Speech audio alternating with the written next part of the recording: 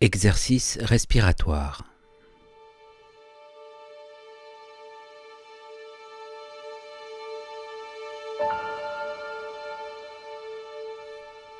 Une nouvelle d'Orson Scott Card.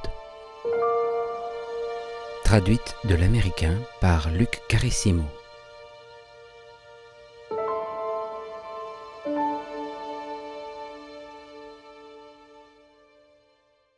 Si Dale Jorgenson ne s'était pas laissé si facilement distraire, il aurait bien pu ne pas remarquer la respiration. Mais, en allant se changer, il aperçut le titre du journal, et cela détourna son attention. Au lieu de monter l'escalier, il s'assit sur une marche et se mit à lire. Il ne put même pas se concentrer là-dessus, cependant. Il commença à entendre tous les bruits de la maison. À l'étage, Brian, leur fils de 2 ans, respirait profondément dans son sommeil. Dans la cuisine, Collie, sa femme, pétrissait la pâte à pain. Elle aussi respirait profondément. Leur respiration était parfaitement à l'unisson. À l'étage, le souffle rauque de Brian, encombré par les mucosités de son sommeil d'enfant, la respiration profonde de Collie, qui travaillait la pâte. Le journal oublié, Dale se plongea dans ses réflexions. Il se demanda si cela arrivait souvent, que des gens respirent parfaitement de concert pendant de longues minutes. Il commença à s'interroger sur les coïncidences. Puis, parce qu'il se laissait facilement distraire, il se rappela qu'il devait se changer et monta à l'étage. Lorsqu'il redescendit, en jean et sweatshirt, prêt pour une bonne partie de basket-ball en plein air, maintenant que c'était le printemps, Collie l'appela. « Dale, je suis à court de cannelle. »« Je t'en rapporterai en rentrant. »« J'en ai besoin maintenant !» cria Collie. « Nous avons 2 voitures !» répondit Dale avant de fermer la porte. Il se sentit brièvement mauvaise conscience de ne pas lui rendre service, mais il se dit qu'il était déjà en retard et que cela ne lui ferait pas de mal de sortir en emmenant Brian. Elle semblait ne plus jamais quitter la maison. Son équipe, des amis de Always Home Products Incorporation, gagna la partie, et il rentra chez lui, couvert d'une bonne sueur. Il n'y avait personne. La pâte à pain avait levé prodigieusement, se répandant sur tout le plan de travail, et tombait par terre en larges coulées. De toute évidence, Collie était parti trop longtemps. Il se demanda ce qui avait pu la retarder. Puis la police l'appela au téléphone, et il n'eut plus à se poser de questions. Collie avait la mauvaise habitude de griller par inadvertance les panneaux stop. Il y avait beaucoup de monde à l'enterrement, parce que Dale avait une famille nombreuse et qu'on l'aimait bien au bureau. Il était assis entre ses parents et ceux de Collie. Les condoléances se succédaient, monotones, et Dale, facilement distrait, se disait que, de tous ces gens endeuillés, seule une petite partie ressentait un chagrin personnel. Très peu avaient vraiment connu Collie, qui préférait éviter les mondanités, qui restait la plupart du temps à la maison avec Brian, en parfaite ménagère, lisant des romans solitaires de contes faits. La plupart des gens étaient venus aux funérailles par égard pour Dale, pour le réconforter. « Suis-je réconforté ?» se demanda-t-il. « Pas par mes amis. » Il n'avait pas grand-chose à dire, gauche et embarrassé. Seul son père avait su d'instinct ce qu'il fallait faire. Il l'avait simplement embrassé et s'était mis à parler de tout, excepté de la femme de Dale et de son fils qui était mort, tellement déchiqueté au cours de l'accident que le cercueil n'avait été ouvert pour personne. Il lui parla de parties de pêche sur le lac supérieur cet été, de ces ordures de la Continental Hardware, qui s'était mis dans la tête que la retraite obligatoire à 65 ans devait s'appliquer au président de la compagnie, de tout et de rien. Mais c'était suffisant, cela avait distrait Dale de son chagrin. Malgré tout, il se demandait maintenant s'il avait été un bon mari pour Collie. Avait-elle été réellement heureuse cloîtrée toute la journée chez elle? Il l'avait poussée à sortir, rencontrer des gens, mais elle n'avait jamais voulu. Et, en fin de compte, comme il se demandait s'il la connaissait à fond, il ne put trouver une réponse dont il eût été certain. Et Brian, il ne le connaissait pas du tout. C'était un garçon vif et intelligent, construisant déjà des phrases à un âge où d'autres enfants se débattent avec de simples mots. Mais de quoi Dale et lui avaient-ils jamais eu à parler? Les seules relations qu'avait Brian étaient avec sa mère, et réciproquement. C'était d'une certaine façon comme leur respiration, la dernière fois que Dale les ait entendus respirer à l'unisson, comme si même leur rythme biologique était synchrone. Cela faisait plaisir à Dale en un sens de penser qu'ils avaient aussi rendu leur dernier souffle ensemble, l'unisson se poursuivant jusqu'à la tombe. Ils descendraient maintenant en terre parfaitement à l'unisson, partageant leur cercueil comme ils avaient partagé chaque journée depuis la naissance de Brian. Le chagrin fondit à nouveau sur Dale, à sa grande surprise, parce qu'il pensait avoir pleuré autant qu'il eût été possible, et il découvrait maintenant qu'il avait encore des larmes qui demandaient à couler. Il n'était pas sûr de savoir s'il pleurait à cause de la maison vide qui l'attendait, ou bien parce qu'il avait toujours été d'une certaine manière exclu de sa famille. Ce cercueil n'était-il après tout qu'un symbole de ce que leur relation avait toujours été? Ce n'était pas une manière constructive de penser. Dale se laissa distraire. Il se fit la remarque que ses parents respiraient de concert. Leur souffle était léger, difficile à percevoir, mais Dale le perçut, et il les regarda, voyant leur poitrine se soulever et retomber en même temps. Cela le troubla. Était-il plus courant qu'il ne l'avait pensé que les gens respirent à l'unisson? Il écouta les autres, mais les parents de Colleen ne respiraient pas ensemble, et sans aucun doute, Dale inspirait à son propre rythme.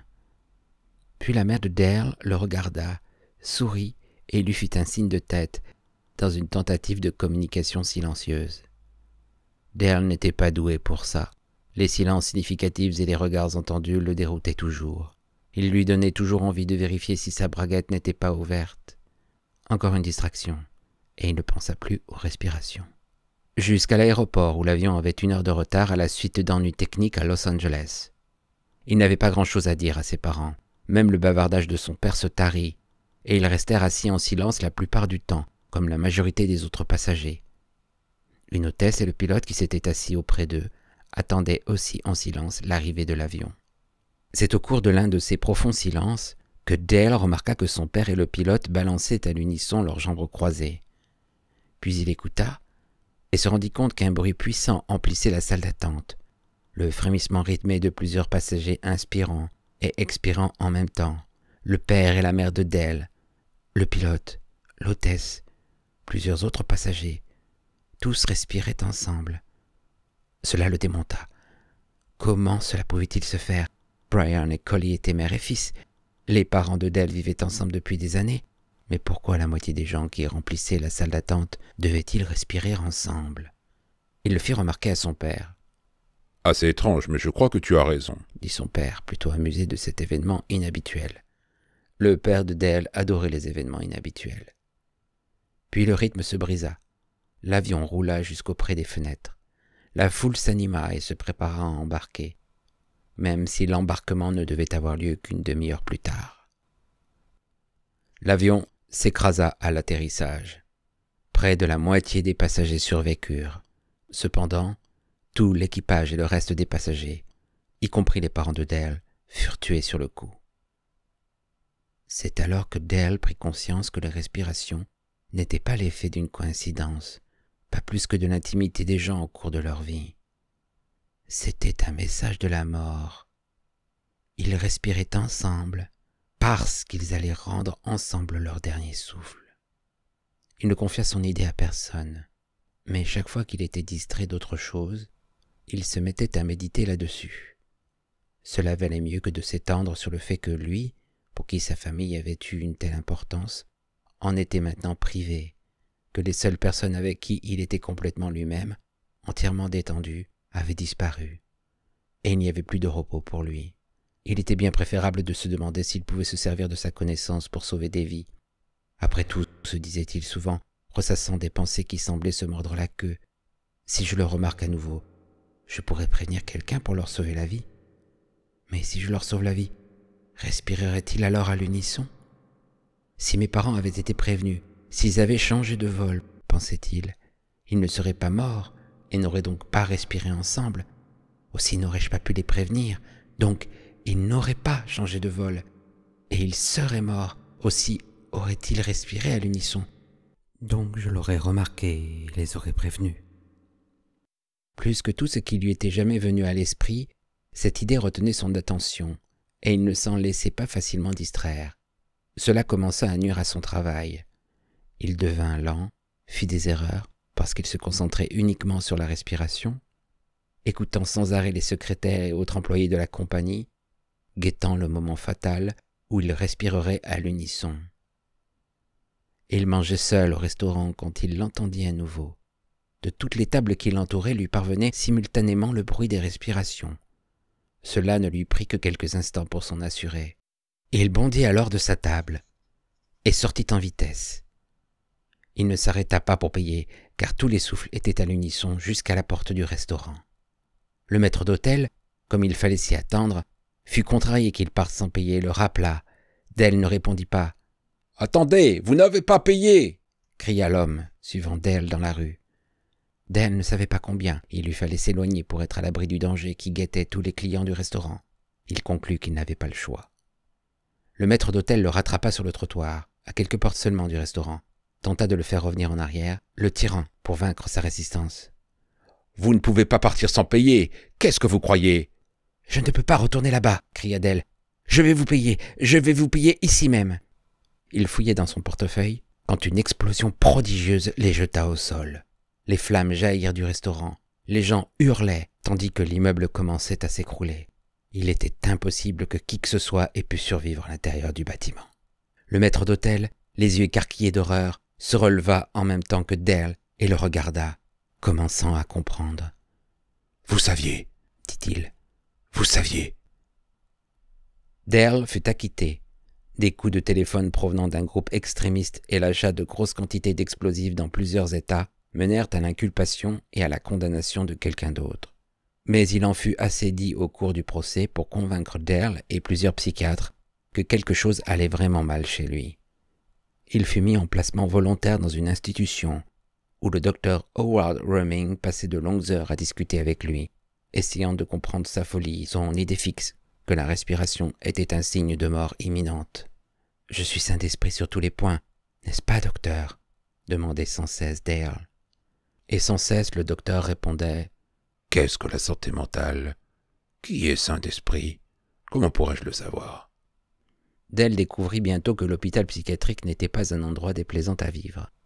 C'était une institution privée et de grosses sommes d'argent y avaient été investies. La plupart des pensionnaires y étaient en placement volontaire, ce qui signifiait que les conditions de vie devaient rester excellentes. C'est une des choses qui fit éprouver à Dale de la reconnaissance pour la fortune de son père. À l'hôpital, il était en sécurité. Son seul contact avec le monde extérieur était la télévision.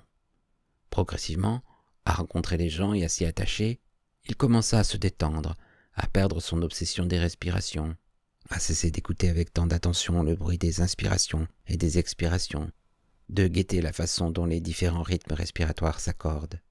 Progressivement, il retrouva son vieil ego qui se laissait facilement distraire. « Je suis presque guéri, docteur », annonça Dale un jour, en pleine partie de tric-trac. Le docteur soupira. « Je sais, Dale, il me faut l'admettre. Je suis déçu. Pas de votre guérison, comprenez-moi bien. C'est simplement que vous avez apporté un souffle d'air frais, si vous voulez bien me pardonner l'expression. » Ils rirent légèrement. « Je suis tellement fatigué des femmes entre deux âges qui font leur dépression nerveuse parce que c'est la mode. » Dale perdit, les dés étaient contre lui. Mais il le prit bien, sachant que la prochaine fois, il avait toutes les chances de gagner haut la main, comme d'habitude. Puis, le docteur Rumming et lui se levèrent de leur table pour se diriger vers le haut de la salle de jeu, où le programme télévisé venait d'être interrompu pour diffuser un communiqué spécial. Autour du poste, les gens étaient troublés. Les actualités télévisées n'étaient jamais autorisées à l'hôpital. Seul un bulletin semblable pouvait s'infiltrer. Le docteur Rumming avait l'intention de le couper immédiatement, mais il entendit alors ce qui était annoncé. « À partir de satellites capables de détruire toutes les villes importantes des États-Unis, le président a reçu une liste des 54 villes visées par les missiles orbitaux. L'une d'entre elles, dit le communiqué, sera détruite immédiatement pour montrer que la menace est sérieuse et qu'elle sera suivie d'effets. Les autorités de la protection civile ont été averties et les citoyens des 54 villes devront se tenir prêts à une évacuation immédiate. » Suivit alors le défilé habituel de reportages spéciaux et de questions de fond. Mais les reporters étaient tous terrifiés.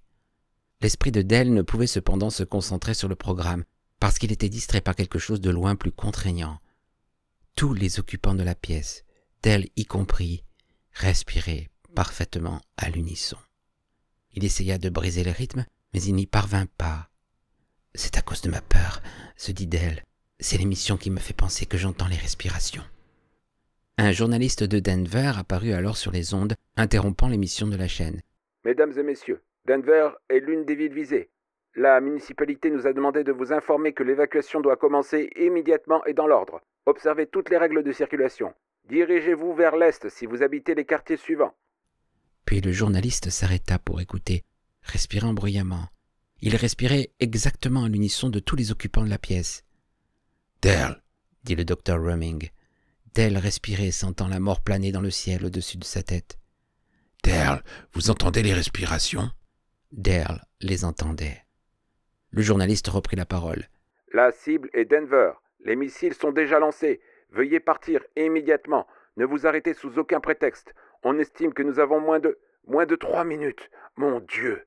dit-il, et il quitta son fauteuil respirant profondément et sortit en courant du champ de la caméra. Personne dans le studio ne coupa les appareils. L'écran continue à montrer le bureau des informations locales, les chaises vides, les tables, la carte météorologique. « Nous ne pouvons pas fuir à temps, » dit le docteur Rumming à ses pensionnaires. « Nous sommes près du centre de Denver. Notre seul espoir est de nous allonger par terre. Essayez dans la mesure du possible de vous placer sous les tables et sous les chaises. » Les pensionnaires, terrifiés, obéirent à la voix de l'autorité. « Autant pour ma guérison, » dit Dale d'une voix tremblante. Rumming esquissa un demi-sourire. Ils étaient tous deux étendus au milieu de la pièce, laissant aux autres les meubles, parce qu'ils savaient que cela ne servira à rien du tout. « Vous n'aviez définitivement pas votre place chez nous, » lui dit Rumming. « Je n'ai rencontré de ma vie un homme plus sain d'esprit. » Dale était distrait, cependant. Au lieu de penser à sa mort imminente, il songeait à Collie et Brian dans leur cercueil. Il imaginait la terre soulevée par une tornade prodigieuse et le cercueil instantanément réduit en cendres par l'explosion éblouissante qui envahissait le ciel. « La barrière s'écroule enfin, se dit Dale, et je vais être avec eux autant qu'il est possible. » Il pensa à Brian en train d'apprendre à marcher, pleurant quand il tombait. Il se rappela Collie lui disant « Ne le ramasse pas à chaque fois qu'il pleure, sinon cela va lui apprendre que pleurer donne des résultats. » Et alors, 3 jours durant, Dale avait écouté pleurer Brian et n'avait jamais levé une main pour l'aider. Brian apprit très bien à marcher, rapidement. Mais à présent, brusquement, Dale ressentit à nouveau l'impulsion de le prendre dans ses bras, de poser son pathétique petit visage éploré sur son épaule, pour dire « Ça va, papa te tient dans ses bras. »« Ça va, papa te tient dans ses bras. » fit Dale à mi-voix. Puis, il eut un éclair d'un blanc si éblouissant que l'on put voir à travers les murs aussi bien qu'à travers les fenêtres, car il n'y avait plus de murs. Et leur souffle fut ôté d'un coup de leur corps, leurs voix furent dérobées si soudainement qu'ils poussèrent tous un cri involontaire, puis, pour toujours, se turent. Leur cri fut emporté par un vent violent qui entraîna le son, arrachés à leur gorge en un ensemble parfait, vers les nuages qui se formaient au-dessus de ce qui avait jadis été Denver. Au dernier moment, alors que le cri lui était tiré des poumons et que la chaleur lui arrachait les yeux de la tête, Dale se rendit compte que malgré toute sa prescience, la seule vie qu'il eût jamais sauvée était celle d'un maître d'hôtel, une vie dont il se fichait éperdument.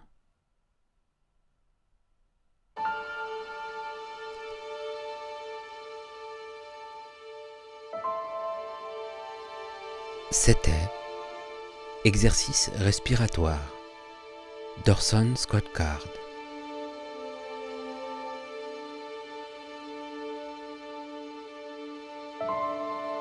Si vous avez apprécié cette lecture, merci de liker, commenter et de vous abonner à la chaîne.